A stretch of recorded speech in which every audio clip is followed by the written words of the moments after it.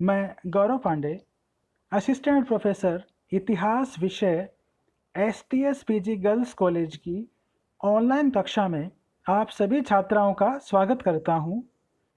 आज हम BA part प्रथम वर्ष के इतिहास विषय के प्रथम प्रश्न पत्र, जिसका नाम है प्राचीन भारत का इतिहास, के एक टॉपिक सिंधु सभ्यता के बारे में चर्चा करेंगे। तो आइए सिंधु सभ्यता की अर्थव्यवस्था पर बात शुरू करें। इस सभ्यता के अंतर्गत अनगिनत संख्या में मोहरें मिली, एक समान लिपि मिली। वजन और मापन की विधियों से सिंधु घाटी सभ्यता के लोगों के जीवन में व्यापार के महत्व के बारे में पता चलता है। हड़प्पाई लोग पत्थर, धातुओं, सीप या शंख का व्यापार करते थे।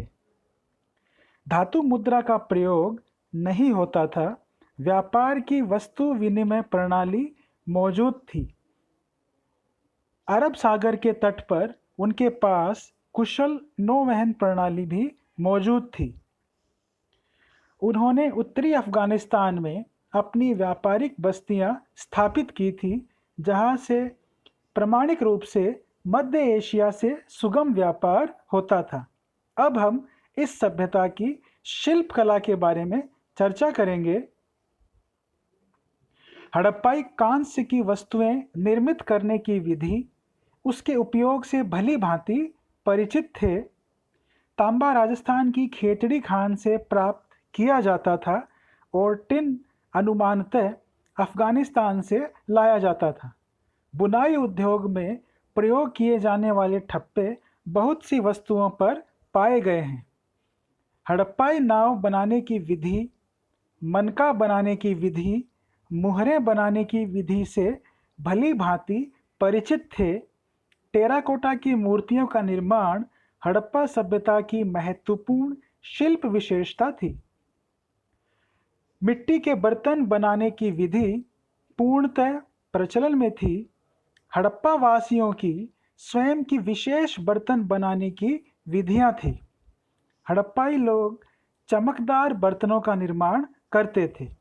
अब हम इस सभ्यता के धर्म के बारे में चर्चा करेंगे।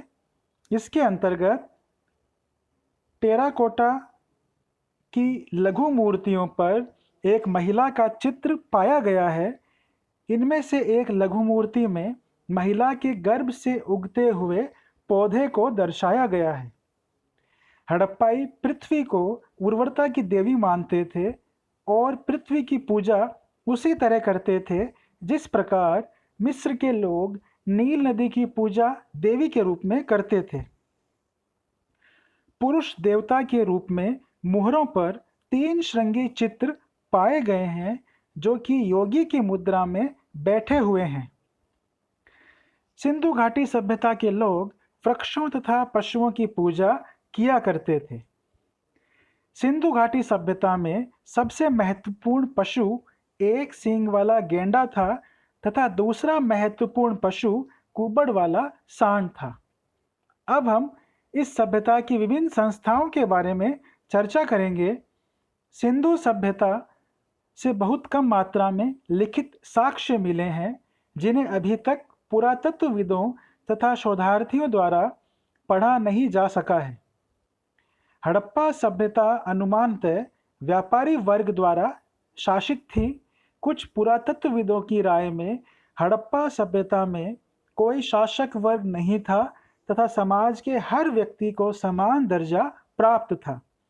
अब अगले बिंदु में इस सभ्यता का पतन किस प्रकार हुआ, इसके अंतर्गत एक सिद्धांत यह कहता है कि इंडो यूरोपियन जनजाति जैसे आर्यों ने सिंधु घाटी सभ्यता पर आक्रमण कर दिया और उसे नष्ट कर दिया। यह भी कहा जाता है कि सिंधु घाटी सभ्यता के क्षेत्र में अत्यधिक विवर्तनिकी विक्षोभों की उत्पत्ति हुई, जिसके कारण अत्यधिक मात्रा में भूकंपों की उत्पत्ति हुई। एक अन्य कारण यह भी हो सकता है कि नदियों द्वारा अपना मार्ग बदलने के कारण खाद्य उत्पादन क्षेत्रों में बाढ़ आ गई हो और यह सभ्यता नष्ट हो गई। मैं उम्मीद करता हूँ कि आपको यह टॉपिक समझ में आया होगा। धन्यवाद।